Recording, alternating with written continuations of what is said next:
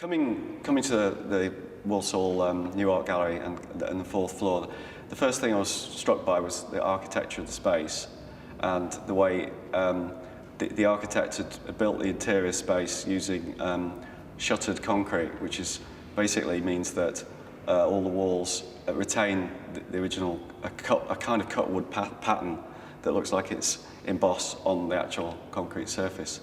Another factor was another factor that I really liked about the space was the wood panelling, which was almost the same size as the original wooden shuttering. So you've got these vertical strips that come down every surface of every wall, and really make you aware of the height of the space, which is, I think, a really important facet. So that was a really key element, and then also the fact that you've got such fantastic views out and across Walsall's skyline and cityscape. So I think that was the thing that got me started, and I wanted to use the work I was doing with flyers in some way in the space. And not unlike the wood panelling, the flyer works that I'd done in the past had been composed of like repeated patterns, like the ones you can see behind. So it was really just a little light bulb moment. It was actually the initial idea was incredibly quick, and then it's just taken months to realise that. But it was really a case of cutting the flyers to the same thickness as the wood panelling and the shuttering, and just reinforcing the vertical lines. That and the fact that I then layered the flyers so that there was a sense of an horizon, a line that then took the eye straight out across the views of Walsall. So you've got one element that accentuates the sort of the verticality of the space, and then the other, that kind of graded skyline that cuts through the horizon and takes the eye out into the space. I start with a biro drawing, usually on whatever I have to hand. So, I mean, at home, I've got boxes and boxes of bits of old envelope or the backs of, receipts or anything that has got an available surface, and they sort of thumbnail sort of images. With something like this, I also then need to introduce colour, as well as just the form of the space. So I don't know, sort of guilty of using a lot of Photoshop. I mean, I can make small sections of the work, but because it's repeated, it's very easy to sort of generate the image, the pattern, so that it can wrap around a space. And also the smaller works can be photographed and then dropped into an image of the space. So I haven't actually got into sort of 3D modelling yet, but if I get a number of different views of the space that I'm working in, that's usually enough to get a sense of how it's going to work.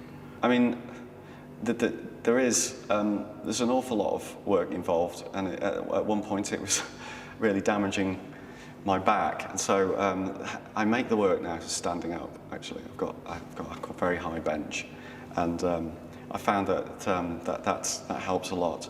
I mean, when you're folding or cutting, well, in this show I've worked out there's about 10,000 flyers, so, and every one has been individually altered in some way. So when you're sort of dealing with that many things, you have to sort of think a little bit about posture. But yeah, it's all fairly sort of meticulous. But again, because it's sectional, it can be sort of packed away, and it's not actually until the show goes up that I'll ever actually feel or see what the overall effect is going to be like. So it's a little bit sort of scary compared to bringing finished work and citing it. I mean, actually making work for a site is always a bit nerve-wracking. These are slightly different because all the flyers are kind of loose, apart from the top ones that attach them to the walls. So yeah, I don't think wherever I show it again, it will be as apt as it is here, because it totally ties into the architecture. But yeah, I think that probably will be a chance of reusing some of the wall strips. And certainly the sort of the volumes that I've got sat on the stands around the gallery, they can be seen in a completely different context.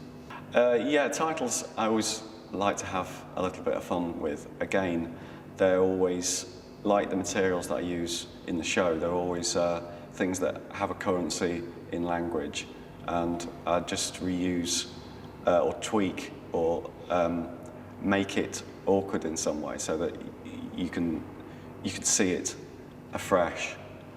So it might be the sort of thing someone says in a conversation, and in an everyday conversation, but by making it as a title of an exhibition, you start to kind of really think about the structure and the set of words in relation to what I'm doing with the material that's behind me.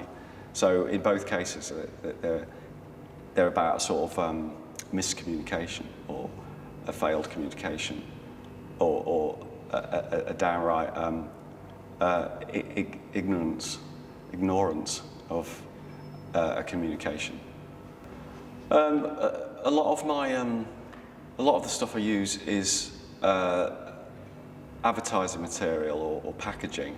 What I like about this material is it's stuff that people don't really think of as being an object in a way. So it's material that takes you or informs you about an event, or it kind of wraps another object that you really want, and then the things that get disposed of. So the packaging or the flyers just sometimes have a lifespan of a few seconds.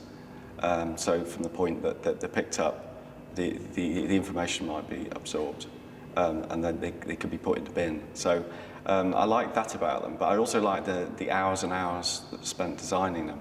So that's the other side of the equation. So sort of the masses of meetings and design hours that are put into producing this thing for a fraction of a minute.